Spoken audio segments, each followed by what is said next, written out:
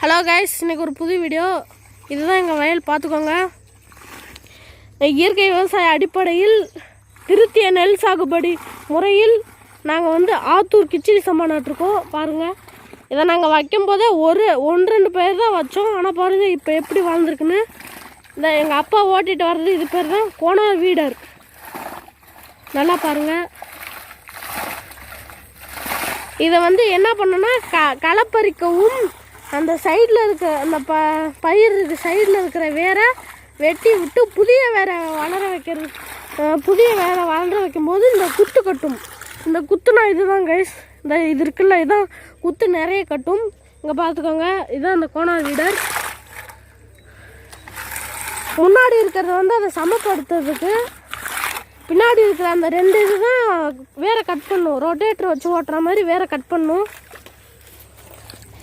இதோட ஆயுட்காலம் 135 நாட்கள். குறைஞ்சபட்சம் பயிர் எவ்வளோ வரும்னா ஒரு 76லேருந்து 120 வரை வரும். இப்போ நீங்கள் அந்த கோனா வீட்டரை வச்சு ஓட்டினீங்கன்னா அதை விட நிறையவே வரும். ஏன்னா அந்த சைடில் இருக்கிற வேரை வெட்டி விடுறதுனால நிறைய குத்து கட்டுறதுனால இன்னும் நிறைய பயிர்கள் வரும்.